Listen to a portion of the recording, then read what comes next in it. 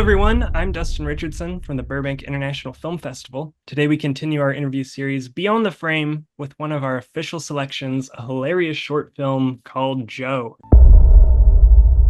And joining me today is director, co-writer, producer, and Joe himself, Greg Furman, and executive producer and Josephine herself, Hayley Orrantia. Greg, Hayley, congratulations on being an official selection. How are you? Thank you. Yeah, thanks for having us. Doing great. Super excited to be a part of this festival. So thank you guys for having us. Big time. Yes, of course. We're so happy to have you here. And let's just start with the basics here because Joe, he has a mustache, he has a cane, he has a mission, an amazing mission. Can you please share with us who Joe is and what this film is about? Well, Joe is in the world of Willy Wonka. Grandpa Joe is known as Charlie's grandfather, who is who's been gone under fire over the past couple of years, I think, for the realization that this man was doing absolutely nothing for 20 or 25 years. 20 years. So laying in bed with the rest of his in-laws and yeah, if you remember the original film, it's kind of just his daughter desperately trying to fix the house that has holes in it, and he's just in bed sleeping, and then the second a ticket comes home for a trip to a chocolate factory, he leaps out of bed and starts dancing, and that's just terrible. I think it was the basis for us of like, not only was it something that you had this sort of thought many moons ago, but it then became such a big internet meme of people making fun of like freeloading Grandpa Joe. And I think Greg had started with this sort of idea of, well, what's this origin story? Why did this man get away with spending 20 years in bed? Why are they all together in bed also? Yeah. How did we get here? And trying to just, I think, answer those questions and doing it in sort of your dark humor sense, if you will. There's so many blockbuster like prequels and sequels and all that. So it's kind of like, it felt like a nice little ode to like where the industry always seems to be on the studio side. Kind of like a nod or like a smirk to that, but also just diving into the the feeling of really just not wanting to do anything either. I feel like that's I think everybody can relate to that. I very much relate to that. Nobody really wants to do anything. So yeah. I don't want to do anything. Yes, there are so many layers to Joe. I love it. Definitely. Last year, of course, we had Wonka. And that kind of came out of nowhere, the origin story of Willy Wonka. And I, for one, never really wanted to know Willy Wonka's origin story because he's a more interesting character with that. Like, he's just this wonder to behold. Like, we didn't necessarily need those answers. But like you said, we needed to know about Joe. Because I think everyone who's a fan has always wondered, like you said, who are these old people? And then Grandpa Joe can walk, right? Like, all he needs is a chocolate bar and a dance number. He's ready to go. So, something going on. Yeah, you've given us the answers we've always needed. So thank you. This was the missing piece of the puzzle of Willy Wonka and the Chocolate Factory. Yeah, I think that's the fun part was like, especially hearing that the new Willy Wonka movie was about to be coming out. This was an idea that he'd had for a long time. And then it was like, well, why don't we just do it now? Like, while everyone's sort of having these conversations in about the zeitgeist, like why, like, do we need an origin story about Willy Wonka? Like, sure, that's fun. But we're like, audiences want this, or at least we sure did. And so that's why we made it happen. It was a sketch that it was such a small idea that turned into like should we take this like really seriously? Like, let's just try and with just us, like our small group, like let's just really see how far we can push this joke. The like self-imposed deadline was the fact that Wonka was coming out. So it was kind of like let's maybe this is a good time to just like try and drop that in there when it's happening. So yeah. As you know, a lot goes into making a film, regardless if it's a feature or a short. There's so much to be done, so many decisions to be made, so many people. You got to bring that dream team together. So what was the process like of getting this started and making the film? It started as a group of friends just hanging out. We were going through ideas. We're just like, let's make a sketch. Let's do something. We're always trying to like be creative. And I'm just going through my notes. I'm just like, I had this idea. It was like a long time ago. And I'm like, let me just, recently I'd seen like on Reddit, one of my favorite memes for Joe came up, which was like something Joe's never seen. And it's just a picture of work boots. And I thought that was, and so it was kind of like in my head. And I'm like, let's, and I like brought up the idea and everyone was like dying. So we kind of just dove into it right then and there and, we just started writing it and fleshing it out. It kind of evolved from there. I think after that, it was then the process, because this is our first short film we've ever done together, even, but just in general. And so it was definitely a learning process. For me, it was a lot of the then like logistics of it. I think one of the harder things was wanting to like keep it as close as we could with the materials that we sort of had to make it feel like the Wonka movie. So the audiences are familiar with like the room that the family is in bed, and trying to find a location that like fit sort of in the realm of what that would be. Maintaining that, but changing it to like our own weird twisted narrative. And so we were just lucky. We have a great group of friends that just are all creative, and we kind of just like, you know, I've worn many hats before. So kind of just like anything someone didn't want to do, I was like, let's do it. It started off as like, how serious are we going to take it? And, you know, we really wanted to just keep pushing the envelope with it. And so it was a small crew. It was a very, very small crew. That's why, you know, you've got Greg's name in possibly every department on this short film. But thankfully, because we have such a great group of talented friends who are down to just collaborate in any capacity, I think they're also just have the interest in sort of seeing how different departments function, even on such a small scale like this. Yeah. So it was really fun to be able to be like, you know, part of us working the camera versus then running around and doing some acting in front of the camera, and just a challenge for our group to like stretch ourselves in that way. And it ended up being a really fun process. Yeah. Our multi-hat wearing team is great though. I mean, we have Jack Hackett, who's just he's incredible with everything. Lighting, camera operating. Like we were able to communicate like very closely on kind of what I wanted to kind of visualize, but then there's moments where you're on set and you're like, this is not working. You're like, oh God. He's like, why don't we do this? So it's just like, it works. Yeah. You know, and then we have, you know, Matt Linton coming in for writing and like and jokes and acting, and AJ Blyer helped us with producing, just in terms of like wrapping our heads around how do you even do this? Just building out like a framework or structure, like trying to take something so small seriously and being like, let's make it like some friends were saying that we were making it harder on ourselves, which arguably was true. But the whole goal of that was to kind of like figure out how to take it to the next level and practice. So yeah. Papa, we're so cold. You need to work.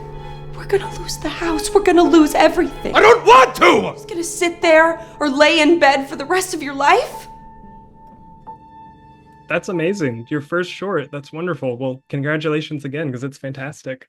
Thank you. You two are joined by a wonderful cast of other funny people. Could you tell us a little bit about who was joining you as an actor? So we've got Matt Linton, who plays George, and then his girlfriend and really good friend of ours, Jackie Emerson, who played his wife in the short, Georgina, which hilarious. I did not know those characters were all like Joe and Josephine. It seems like they weren't trying really too hard back in the day. They were kind of just like, let's just keep it all in the Joe.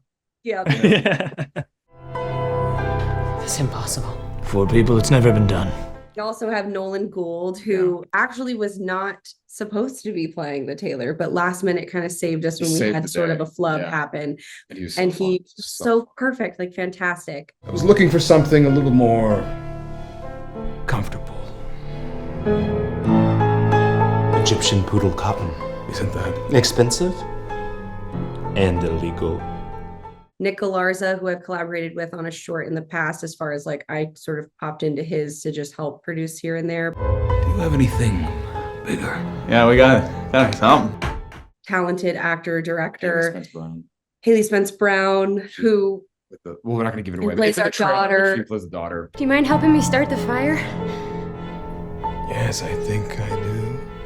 The fun part was the fact that like while there was a plan, there was also a lot of elements that were like, let's just feel it out on the day, because we really had so much faith in the talent of like our friend group, and we know what they're capable of. And they were just Luke Federico, mustache that's unforgettable. Incredible.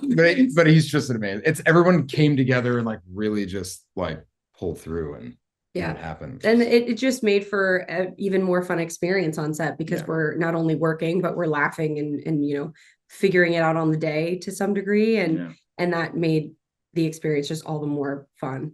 Yeah, definitely. And the best teacher is to actually just go for it and do it. Making mistakes is like the greatest thing ever. Right. there's absolutely no way to learn from like success. I think it's just I mean, like, as much as I love a seamless, successful day, I'll say I don't want to, you know. So from pre-production to finishing post-production and getting that final product, how long would you say it took? Well, we did this before We did this like a couple weeks. People that were crazy. We shot this a couple weeks before our wedding. Really?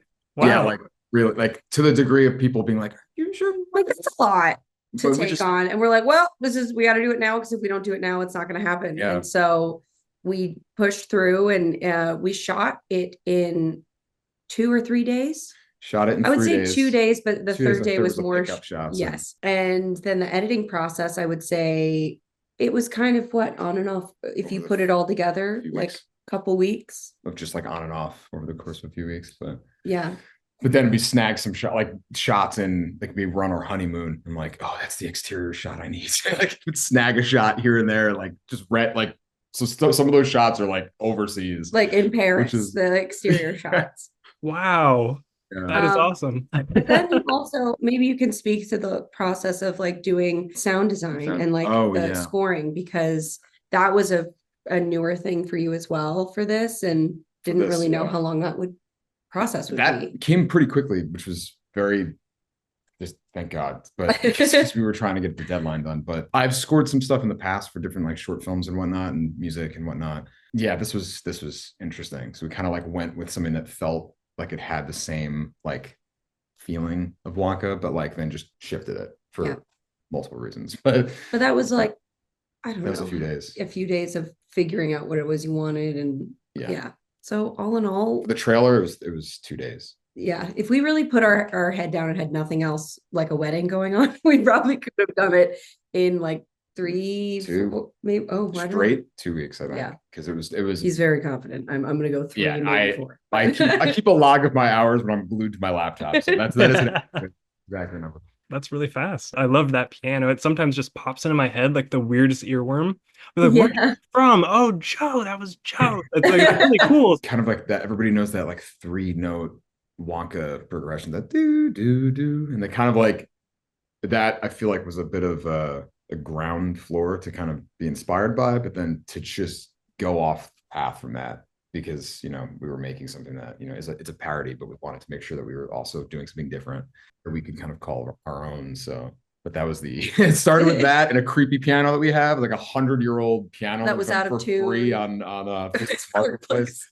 And so that's how it started. Yeah, you just gotta make it work Yeah. with what you have for some, to some degree. Where did you shoot the film? Because you had to find places that look like the correct time period, of course. So were these like locations or sets or a little of both? So the main location that you see that's like Joe's house is actually our friend Sean's house. He was gracious enough to let us shoot there for a few days. We had scouted at a few different locations too, but that one with the woodwork that they had in there, I was Yeah. like, it made it feel a bit more. We kind of at that point were leaning into like the origin part of Joe, being that he maybe had a lot of money and then he lost it, which is how we Yeah. know Joe to be in Willy Wonka, where Like they're he spent- destitute. Yeah.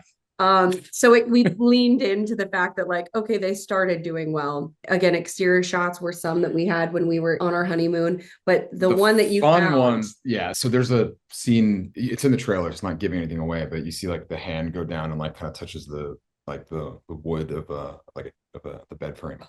Like it just needed an establishing shot for the actual film. And so I randomly found a place in Paris. It was like, this is it, and like managed to do it, but like had to work in a weird way. So there's 2 shots in it that there was some like real working, if that makes any editing to do. Like for example, we shot in Photoshop this office. We just had like a wood panels on like one side of the room, and in Photoshop like built out like the entire like craftsman thing, like piece by piece, and just blended it together so it looked like when you watch it that you're in like a craftsman's workshop. but it's really just literally this table and this wall, and then he's photoshopped it to match what would be the exterior windows of that shot that he got in Paris. So that I think is Like- why like editing moving- took yeah, like- a lot. Moving little parts of the window to be like, oh, those panes, there's only like 2 like cross panes here, like getting just so detailed to the point of like there's like neuroses involved. Just the befores and afters of those are really, including the shot where you see Joe outside of the house picking up the mail,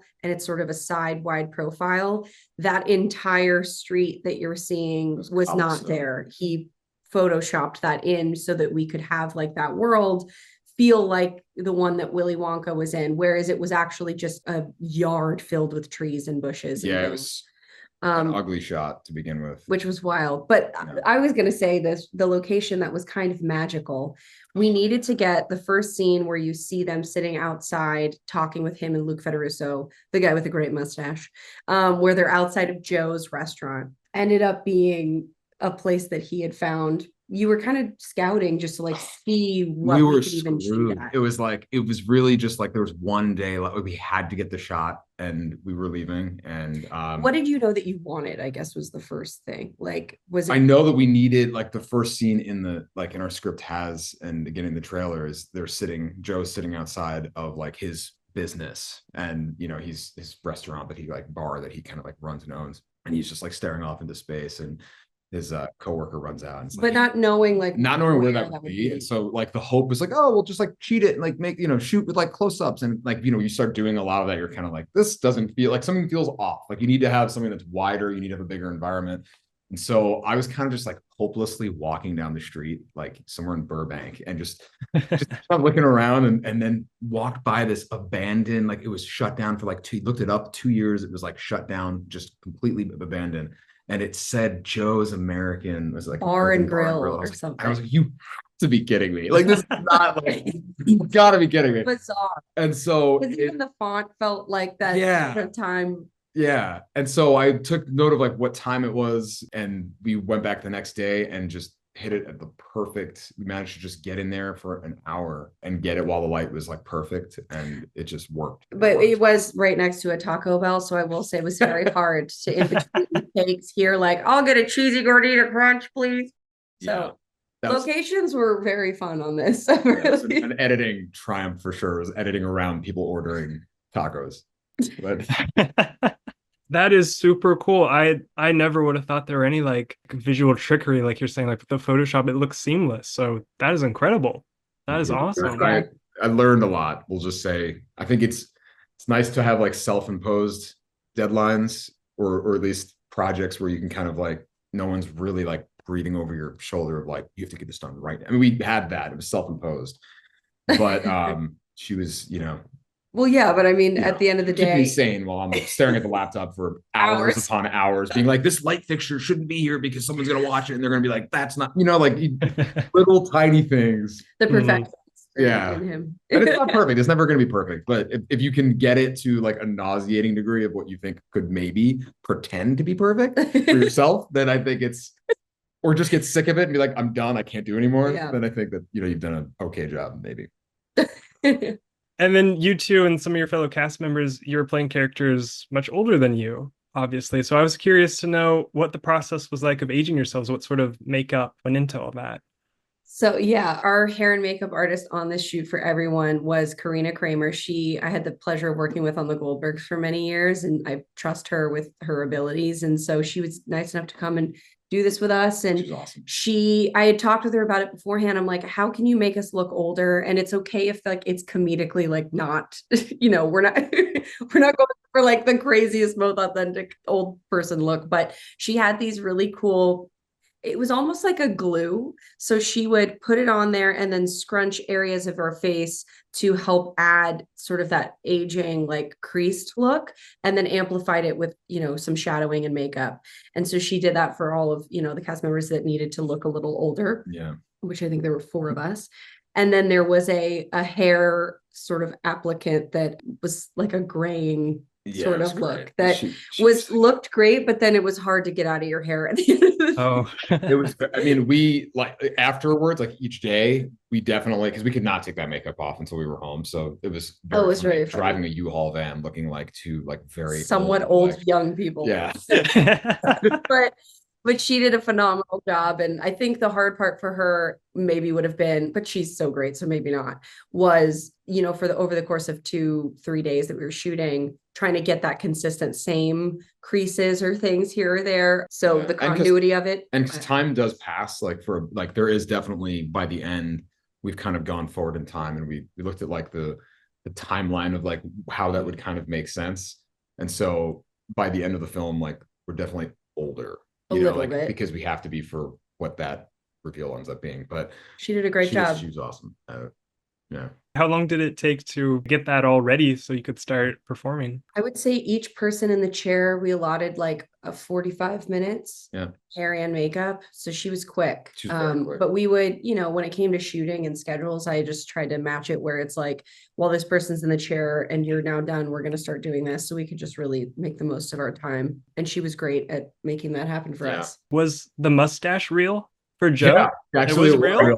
I was so happy to be able to grow it out, because it's like anytime I grow a mustache out, I feel like my guy friends are like, awesome, dude. And then everyone else that is just like a female. Your wife. I'm like, what are you doing? But it was kind of like, we have to use this because it's better. And she's like, yeah, okay.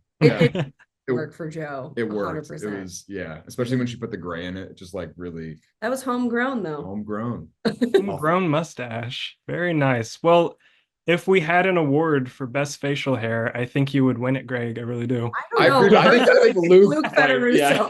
Because his mustache is real, and I swear every time I see him, I'm just like, God, that's magnificent. That first scene is like Battle of the Stashes. Yes, Dude, like all I see whenever I watch are just two stashes near each other. Joe, are you okay? I just don't want to do. Do what? Very true. That's hilarious. That's awesome. Like you had mentioned that real quick, you also edited the film. Yeah. Yeah, completely on your own. There was a few cuts that like where I think something's funny, and then I'll ask, and Jack Hackett is really great at just like, he's also very good at editing. He's good at everything, and he'd be honest with me. And there's certain things that I'd like fight for that I'd be like, let's do this. But others where it just made more sense, and there were parts where I just felt like I was on overload and I couldn't see it. Just you get clouded when you're kind of like switching hats a lot. It was really, really, really helpful for him to work with me on that. But yeah, and you too. You also had you would watch it over and be like, "This is does this work?" I was there for moral support, but as someone who does not really have experience in the editing bay like that, this was all him. But you have sort of this background in doing that, and so I think that really helped play into how you knew you were even going to shoot the short film. Yeah. Having an editing background really helps. You know what kind of shots you're going to be getting and what you really need. And sound and like mixing like some of the sound elements.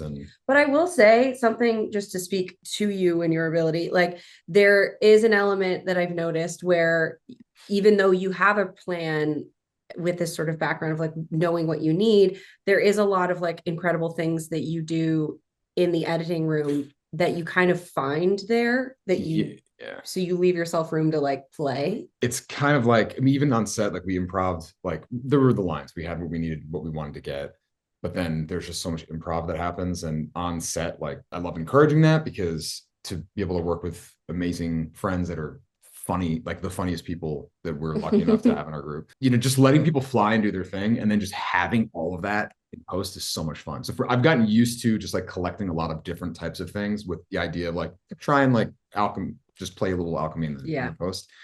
And I always find a lot more in post, because the first time we planned for this to kind of be a trailer originally, that was like kind of the bit that we were going to go for. Yeah, we got so much stuff that it was devastating to let go of. And so, I mean, you have to like, kill your babies, so to speak. And that's like a thing that we all know as creatives.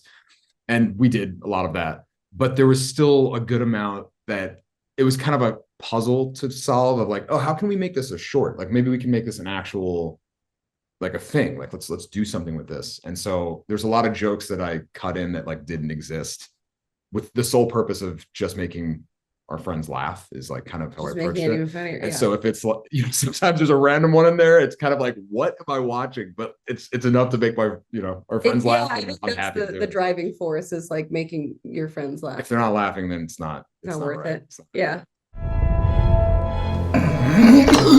I believe in magic.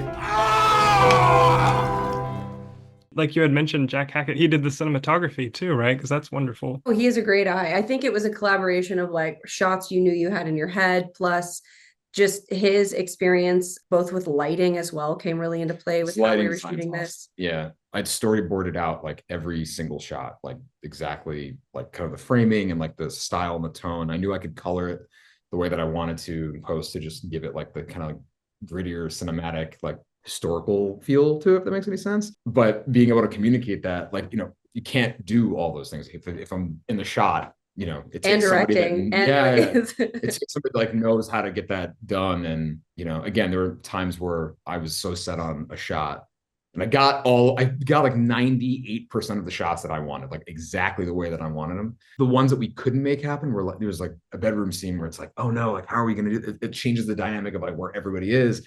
And he just instantly was like, oh, it's just like, he knows what to do. It's like, yeah, let's do it from there and like set it up. It's like, God be lucky. He's just a master in that way. And so, yeah, his abilities to working the camera, just he knew what we needed and was able to understand what it was that like Greg was going for, which is why I think you guys work so well together. It's like there's just when you have people behind the camera that are just on the same page visually, they know it's like you just have that sense of understanding. I think it really ends up helping make a better product in the end.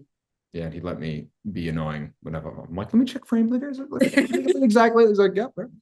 Yeah. And then you two and him, you guys have a production company, Baggage Claim Productions, right? Could you tell us a little bit about what is Baggage Claim and what sort of projects you work on? Well, Baggage Claim Productions kind of really started, I think, with Joe as like the thing that we went, okay, we really love working as a group together and in this capacity, and we want to really stretch ourselves to like do even more. And we've done little things in the past together that I don't think were under sort of the umbrella of Baggage Claim until we realized like, no, this is what this is. So whether it was music videos for myself as a musical artist or now other artists that we're thankfully getting to shoot their visions. But I think like the focus, which I'll let you speak on, is like in a perfect world, we would love to continue to be making more scripted content similar to something as Joe. But yeah, I mean, I'll let you speak to that. We also we have so many ideas on our end too. Like we have so many concepts and so many things that, you know, the industry is so, it's a toss up no matter what.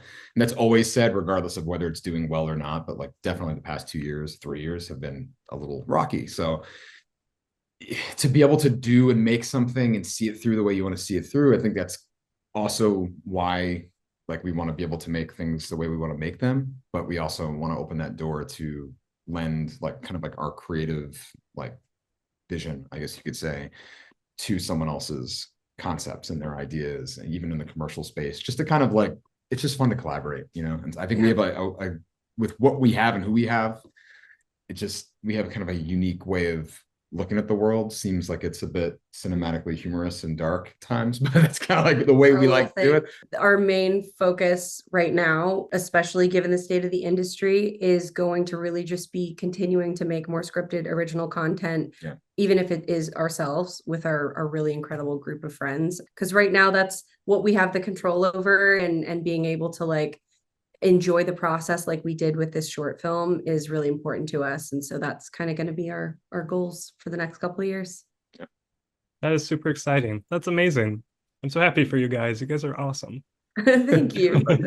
Is there any like creative projects that are with Baggage Claim or anything else you're like currently working on you'd like to mention? Yeah, working on music videos and things like that of that nature. We have scripts in the pipeline. We're kind of like, we're early stages of our own development on. So, and using Joe as like a sort of proof of concept for what we have in mind for the future, and whether that be a series or other, you know, ideas that we have that are more feature film. Definitely an idea of something that's in the vein of that, that expands out into other types of stories. So I won't get too deep into it, but we've been working on a foundation for that, which we're excited about. And so that's kind of our next pivot, if that makes any sense. Yeah. Well, we're excited to see what you do next, because this was really fun. Thank you so much. Yeah.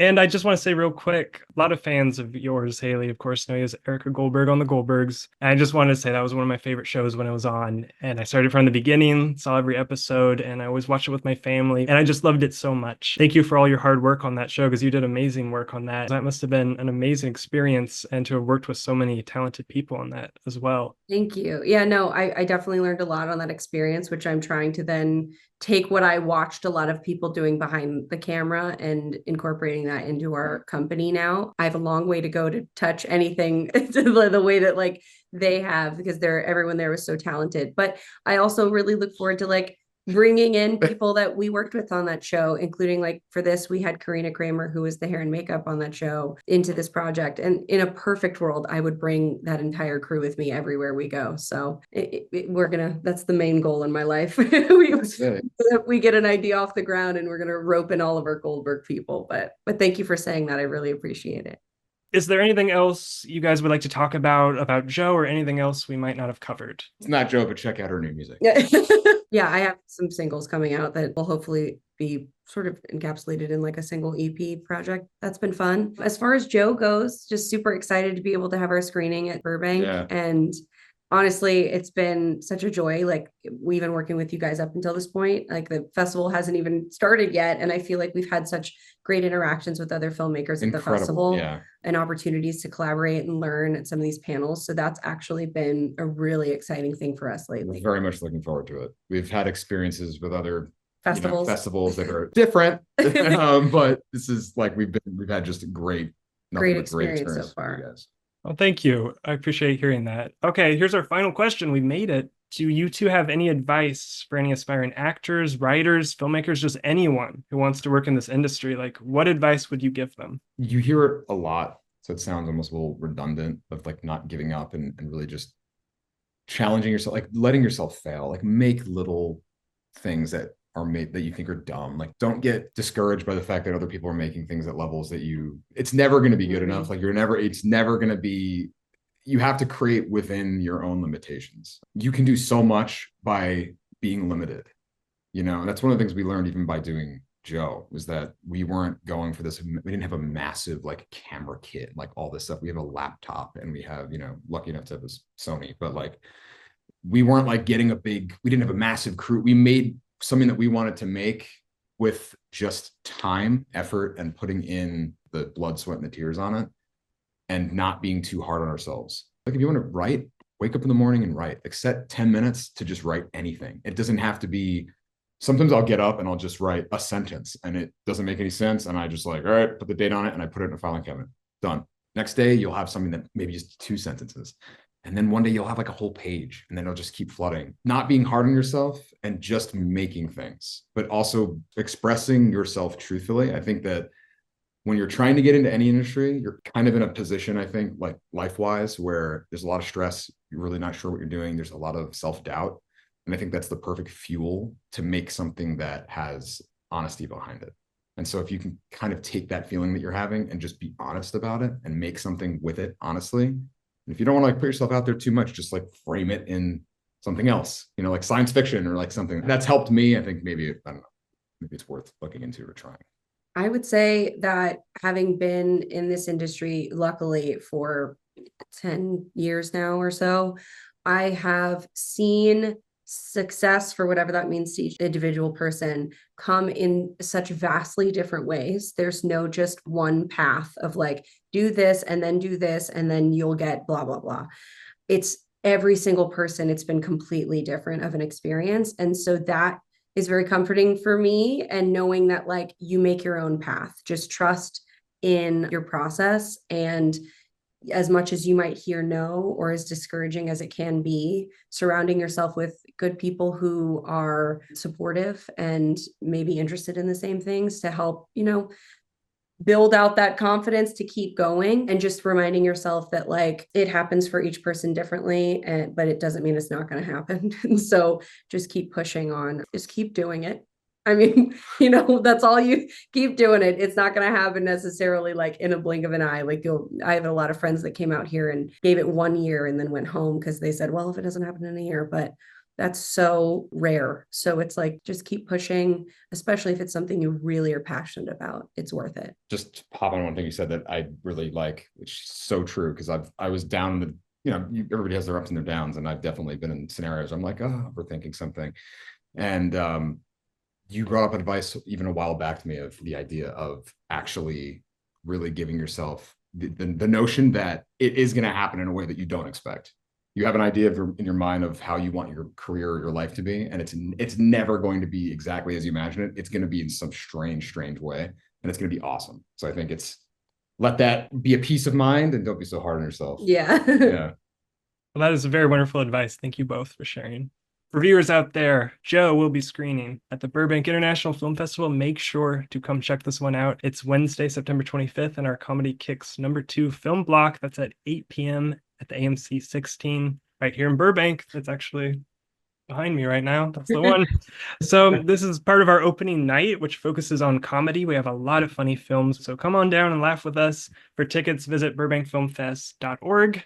Greg, Haley, this was so wonderful to chat with you about this, and we're so excited to screen this film, so we'll see you then. Thank for having you. us. Can't wait. Joe!